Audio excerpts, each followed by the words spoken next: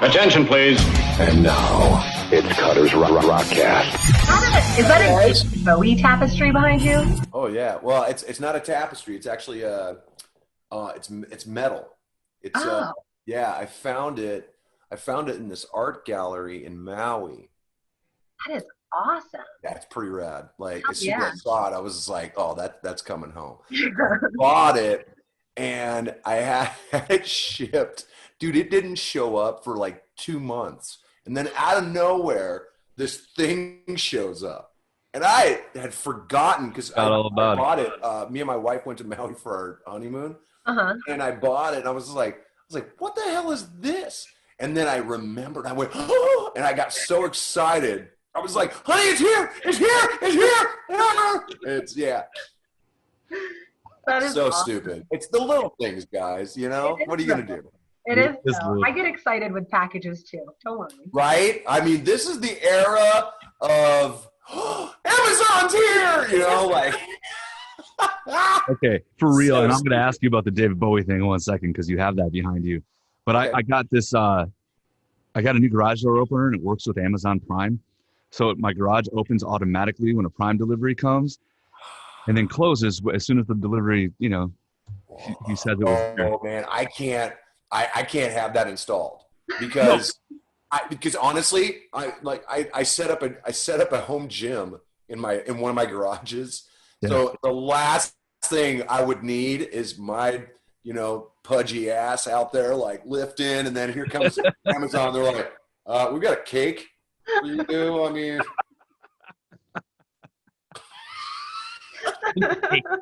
Yeah, just put it right here next to my bench. Yeah. Let me just put it out. It's protein cake. I was going to say, it's protein cake.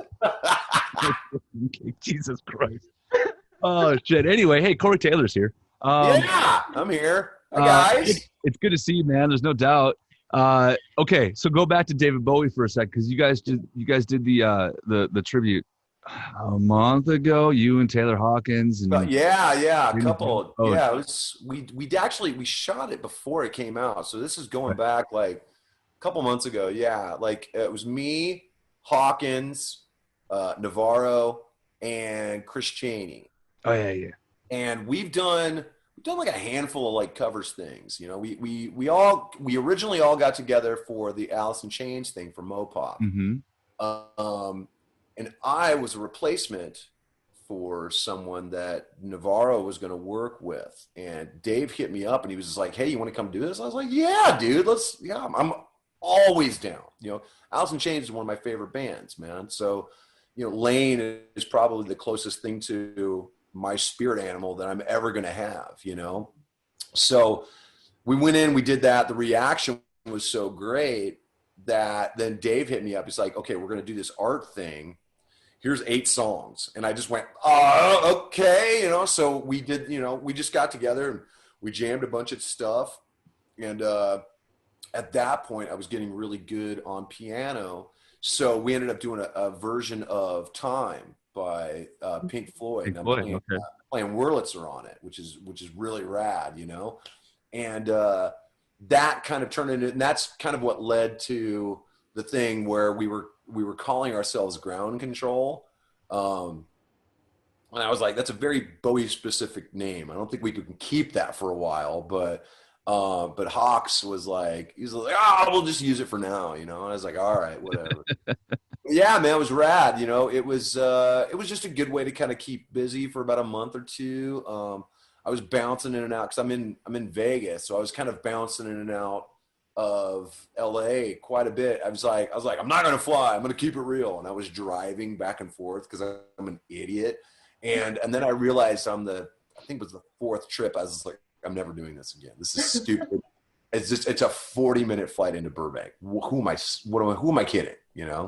Well, versus what, a 3.5-hour drive, 4 hours, like with no traffic? The way I drive, I've done it in 3, which is ridiculous. Usually it takes about 5, but I've done it in 3, and that is Mr. Taylor. What's that? Mr. Taylor. Trust me, my wife agrees with you. One of the reasons why she doesn't ride with me. I liked her. Yeah. She's like, this is, she's like, she's the first one to point out that I'm mad about nothing. And she's like, you feel better? Did you get that out? Yeah. Yeah. You tell them. And I'm just like, shut up. Oh, we need to get you like an Indy car or something. Oh no, I have a '68 Camaro though. You? Oh yeah, it's rad. Cool. It's actually on its. I'm just having it restored and painted, and I'm having it painted as the A-Team van. Yes. It's a 4-speed, man, and that thing just screams, man. It's crazy. When did you get that? I bought that a handful of years ago. It was actually my son's grandfather. Okay. It was his car, and he passed away. And to kind of keep it in the family, I bought it. But I was looking for one anyway, and he'd kind of been restoring it and working on it on his own, but he hadn't really had enough time to really do it. So I said, you know what? I'm going to take this in. I'm going to cherry it up, and it's a screamer. It's got a Chevy truck engine in it, which is ridiculous. Yeah, it doesn't even have the original. It was a 304 that was or three. Yeah, I can't remember originally what was in it, but that's not the engine in it that is now. Wow. Really souped it up a little bit. Okay, wait a minute. So Corey Taylor's done some pretty funny solo music videos. Stone Sour has as well. So if you don't use this in a music video and you guys don't come out like the A-Team, I'm gonna be mad. Dude, the funny thing is that until you came up with that, I was like, that could be rad. However, who's going to play BA? I feel like this is not the. I mean, you can't. Well, you can't. Yeah, I can't even say what I was just going to say. No. No, can't. I mean, I got a friend. Like, I got a really close. I mean, I've got friends that I could bring in, but if it was going to be just a band, the funny thing is that I've actually got a great idea for the next video that I'm going to do with CMFT, and I'm not going to tell you the movie, but it's Chuck Norris based, and it's going to be amazing. Everyone will have a mustache. Everyone will have it's going. I'm talking little kids, women. Everybody's going to have the formidable Norris mustache, which please tell me that somebody I can't believe that never got its own movie. Please tell me that somebody on your team is working on getting a Chuck Norris cameo inside of that video. I mean, hopefully. I mean, we don't know when we're going to shoot it yet, so maybe closer to the time it actually gets done. Right. I mean, we'll see. But dude, if I could get him, that'd be Holy Grail era. That'd be so rad. Well, since we're talking about music videos, I suppose we can knock off something about your actual record. We might as well. I mean, since we're here. We're here.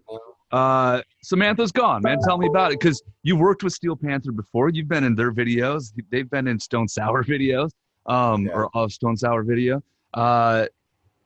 Okay, so go from there. I mean, talk to me about it from there. The funniest thing is that their presence in that video is the most normal. Like, if you really look at everybody else who's in that video, it's ridiculous, dude. Like, Dean Cameron's in that video, who, for anybody who is a fan of Summer School, played Chainsaw in Summer School. Tom Sandoval from the Vanderpump Rules is the singer in the fake band. Greg Grunberg, who is an amazing actor, he's been in everything from Heroes to he was in the giant the big ass spider movie. I can't remember what the hell this is called, but he's been in a ton of stuff. He plays the drummer. Our friend Jonah Nimoy, who plays with everybody, but also happens to be the grandson of Leonard Nimoy, is the keyboardist. And then on guitar, the cameos are ridiculous. That's in addition to my boys in Steel Panther, man. I mean, we just basically cast our friends and said, hey, come down and hang with us. This is going to be a stupid rock video, and we're just going to make fun of ourselves, and that was it. I mean, it was really it. And that when we did that, it lightened it so much because there was absolutely no pressure to do anything other than kind of poke fun at ourselves, man. You know, it was beautiful. Kaytie? The best way to do it. I mean, like, if you're going to make a music video, make fun of yourself in it, right? Well, exactly, you know. And I don't want to brag, but this is the actual, you know, handkerchief that was in the video too. Gonna put that fancy over here. I wear this everywhere because it's my mask. I just throw it up, and we're good to go. So. Did you have to deal with a lot of that? Like, I mean, when did you shoot the video for that?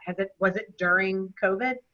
Yeah, we shot. Yeah, it was actually, I don't know if you guys remember when we did that socially distanced fans only show a few months ago, like 2 or 3 months ago. It was literally the next day. Okay. Shot it because it's the same place that we did the video, and it's actually owned by Greg Grunberg, who I've met. He and I and a handful of other people are actually producing my first movie that I wrote the script for, Zombie versus Ninja. And it's gonna be rad, man. So like that's how I know him. And then I found out he not only owns a place where people get up and play, but he plays himself. He plays drums. So I was like, well, you're gonna be in my video, dude. Like, and he just started laughing. I was like, yeah, it was just that easy, man. Yeah, I mean, it was during COVID, and it was in California where they have the strictest COVID rate. I mean, they wouldn't let anybody in until they'd been tested. So, which was rad, man. I mean, it was really one of those things where by doing it right, we did it right, you know? And none of us had an issue with it. It was like, let's take our time. Let's make sure everybody's good. There were temperature checks, negative tests. When everybody was on set, they wore a mask, unless you were in the shot, and then you could take it down. Yeah, I mean, it was, it didn't take away from the fact that we were all still having fun. Let's put it that way.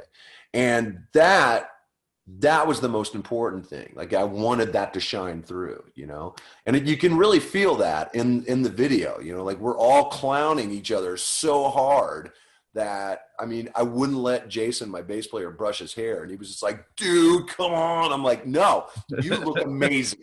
That's gotta be, you know, just so formidable. I don't care what you do. You have to just let that live, you know? That's awesome. The record itself, CMFT, obviously, you know, Slipknot sounds like Slipknot, Stone Sour sounds like Stone Sour, and the solo record sounds completely different from any of them, which really makes it stand alone as a solo record, which is nice, to be honest. But there is such an 80s influence on this, man. When you're writing these songs and that's coming out, I mean, did you know, like, right away, like, okay, that's going on a solo record, because that's a rat riff, like that's just going there? You know, it's a funny question, man. I mean, for the most part, there were a handful of songs that I knew wouldn't really work with either one, but there were songs that I tried to bring in, like, dude, Samantha's Gone, I tried to bring in with Stone Sour. And I also tried to give it to a couple different bands, and they turned it down. So I was like, well, I guess I'll just save this hit. Yeah, I was like, I'm giving you gold, dude. I don't know what the problem is here. And maybe it's because they didn't get it. And that, in retrospect, had I given it to them, they didn't get it, they record it, they would have made it something different. And I feel that way about Stone Sour as well. You know, there's certain people in that band that just don't understand that type of music, which is fine. You know, we write different stuff that makes more sense in that, you know, in that dynamic. But with this, it really had to have the elasticity of an open mind to be able to come in, because not only is it an 80s tune, but if you listen to it, it's like a 70s Faces tune as well. There's the guitar work fits so well like this that you listen to it and you get hints of Hot Legs, you get hints of Stay With Me, you get hints of the 70s, I call them pub bands, you know, because it was always like, there was always a band that just ruled, that you would go in and you'd just be like, what are they doing here? You know, and that was the kind of vibe that you would really get. So you get 70s and 80s glam, but you also get, there's a hint of punk in there. It was just, it's an amalgam of all of my favorite styles, you know, because like, you know, I've never limited myself. So that was never going to be the way that the solo album was going to be as well. Well, and even from there, I mean, taking and Kaytie, I know you're a big Kid Rocky fan, so maybe you can go off on this, but Kid being Bookie. able to have, I'm sorry. I love Kid Bookie. You know, when I saw that he was going to be, screw up a name. Oh my God! When I saw that he was going to be on the record, I was like, "What? Corey Taylor knows who Kid Bookie is? Like, what?" I was so pumped about that. Like, that had my world going because nobody knows who he is. Right. I mean, and that's honestly, you know, what's funny is that he and I got to know each other by accident. Like, he hit me up on Twitter and was just like, he was like, "Yo, fam, anytime you want to be on a song, let me know." And I went, okay. And I went and checked his stuff out. Right. And I went, and I hit him on the side and I said, "What do you got?" And he just went, "Oh my God," like he freaked out. And he sent me like 6 things, man, like immediately.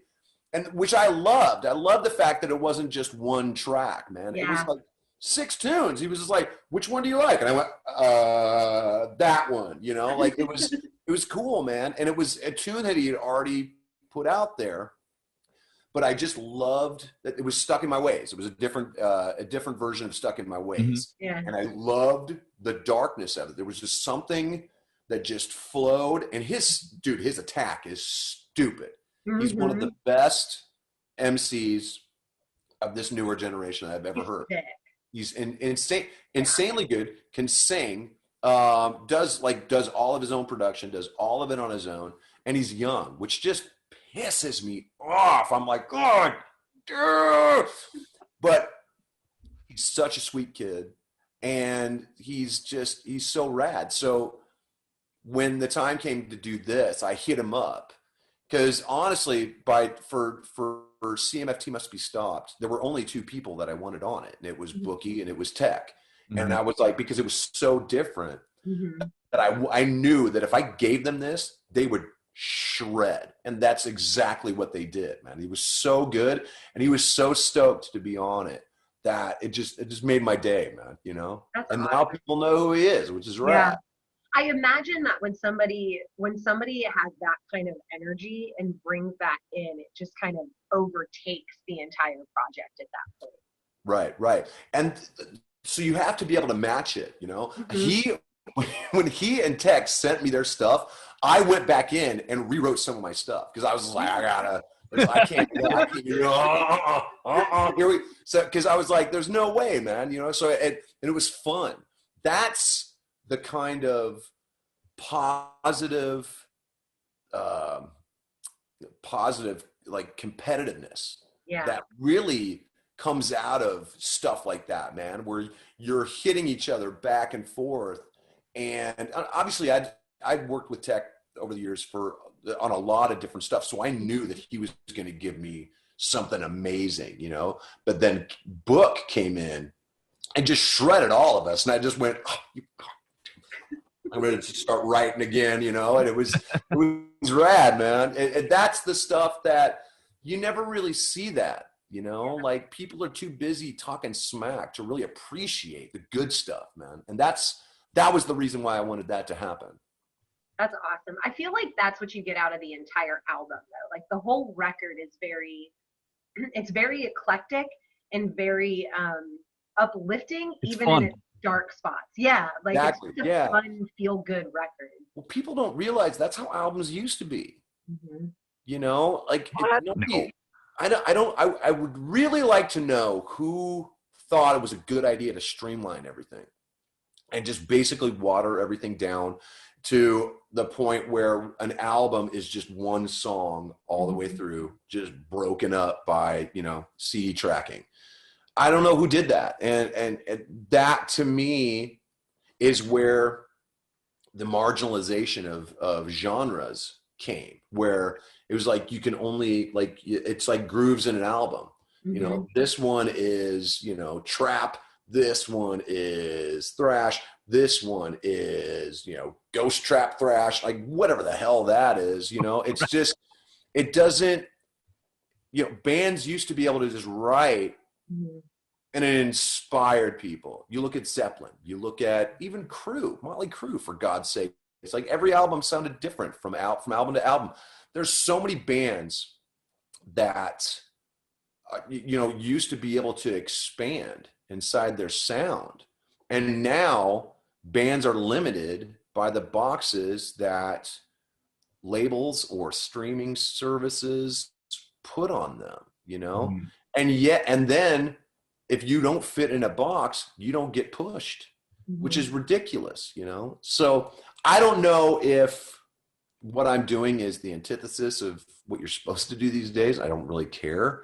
All I know is that this is the music that I wanted to hear. This is the music that I wanted to, if I was going to find a band that really could do it all, this is what I would want to hear on an album. You know, there are a bunch of bands who still do that. Rival Sons is a perfect example. They are fantastic, and you never know what you're going to get from every album, you know, from album to album.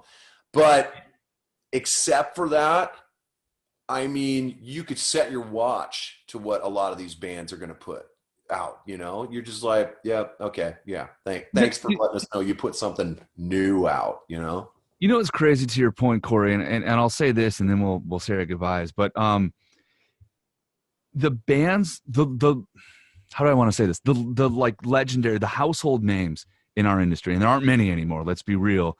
But I will definitely include you in that. Shut up, I'm including you in it anyway. You know, Foo Fighters, you know, whatever. There are, you know, a few household name bands. Metallica, they're the ones that have constantly always kind of pushed the bar, though, a little bit. Slipknot's pushed the bar. Your solo record, Stone Sour, is completely different. You know, every Foo Fighters album is different. Hell, the new one's a dance record, which is awesome. You know, Metallica's obviously done what they've done. But it's always the bands that seem to push, the artists that seem to push are the ones that end up shining through. Right. So it's always funny to me that, because that happens. We work in radio, we know. But you know, that box. Oh, I can't even imagine the stuff that you have to put out that you're just like, oh God. Here we go. I'm gonna plead the fifth. But the point is the ones that get stuck in that box are the ones that are always pushed, but it's the ones that always shine through that box are the ones that become actually something. So it's this weird, I don't know, dynamic. Maybe it's crazy. Is it because it's harder to be extraordinary these days? I think so.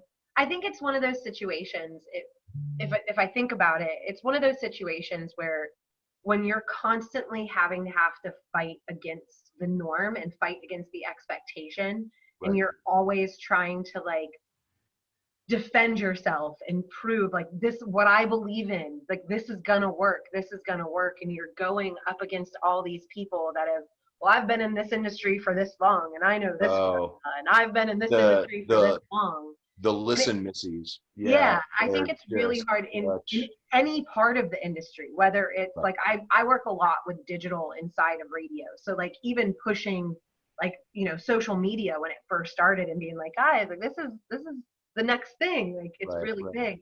I think that happens anytime in any industry when you've got people that truly believe in something that's different and hasn't necessarily been proven. It's always easier to take the safer bet. It's always easier to go with the formula than it is to do something different. I mean, look at what Slipknot did. Look what Stone Sour's done. You know, look at what you've done throughout your career. You're kind of, in my mind, I mean, I don't know you, but in my mind, you've always been one of those people that's like, well, I don't care if that's what the formula is. This is the way that I'm going. And if it doesn't work, then it doesn't work, but this is how I want to try it. No, I don't think that everybody has that ability or that's gumption. I don't know if it's nobody. I don't know if it's just because I was stubborn or if it's because I was good. Mm-hmm. The problem, probably a little both. It could be a little bit of both. Mm-hmm. But at the same time, I never accepted a negative as an excuse. You know, so for me, I mean, I just basically kind of set my sights on the fact that it's like, I'm going to be a legend. You can just get out of my damn way, or I'll just bulldoze you over, you know. But this is what's going to happen, you know. Luckily, I was, you know, people dug me. I was accessible enough that people liked what I did and continue to, which is rad. But I don't. People just don't have that anymore. I'm not sure. All I know is that people aren't encouraged to do that anymore. So you kind of have to have your own initiative to just go and do it, you know? And if people don't want to do it, they just want to do that straight line music, I guess that's fine. But I wish more people thought beyond the box that gets checked for them. You know, that's just me. There was a comment made to me once when I started out as a musician. So before I was in radio, that's what I was trying to do. And there was a comment made to me once that was, if you're thinking about doing a genre of music that already exists and is big right now, you're already 6 years behind the curve. You need to create your own thing and then go for it. That's a damn good point. Who said it was it was somebody in the RIAA, I believe, said that to me. Yoda. Got a it was song definitely Yoda. or whatever, but it was something of that sort. And that always has stuck with me. That's true, because at that point, you're walking through a door that's already been kicked in, you know? And that's why I look at so many of these bands that sound like this or sound like that or sound like the other guy. And it's just like, well, they obviously listened to 2 albums, you know, that have been out for a minute. But the ones that really frustrate me are the ones that they take something that's been around forever and then just basically rework it and call it new, you know, even though it's completely derivative. It's completely like, you know, the band they're ripping off.